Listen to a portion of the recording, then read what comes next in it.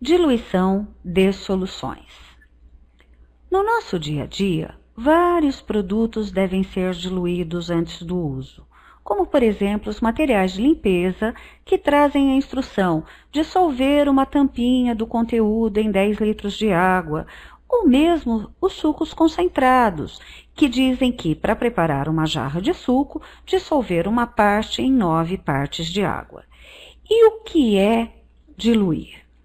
Diluir é acrescentar solvente.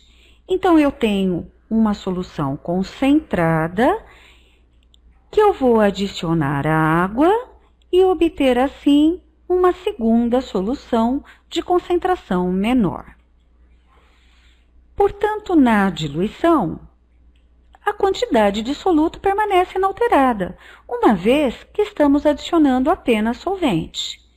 Porém, o volume aumenta, já que eu tinha um volume inicial que, após receber água, origina um volume final.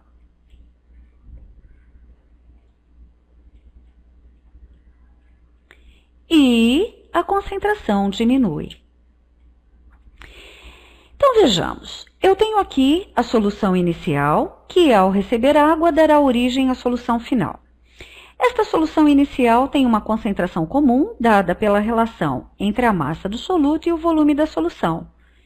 Esta mesma relação vale para a solução final. Como estamos adicionando apenas solvente, a massa do soluto da primeira solução é igual à massa do soluto da segunda solução. Se pegarmos o volume que está dividindo e passarmos para cá multiplicando, chegaremos à conclusão que a massa do soluto é a concentração vezes o volume. Substituindo, chegamos às fórmulas da diluição. Lembrando que a concentração comum da inicial vezes o volume da inicial é igual à concentração comum da final vezes o volume da final. Analogamente, a mesma fórmula com concentração molar e título. Uma observação importante é lembrar que a operação inversa à diluição é a concentração da solução. E nós podemos concentrar uma solução aumentando a quantidade de soluto ou diminuindo a quantidade de solvente, ou seja, evaporando água. Já que eu vou apenas mexer no solvente, as fórmulas utilizadas na concentração são as mesmas da diluição, com uma diferença importante. O volume final agora é o volume inicial menos a quantidade de água evaporada. Então, eu tenho aqui uma solução inicial em que eu evaporo água aquecendo e me dá origem a uma segunda solução de volume menor. Vamos a um exemplo de diluição.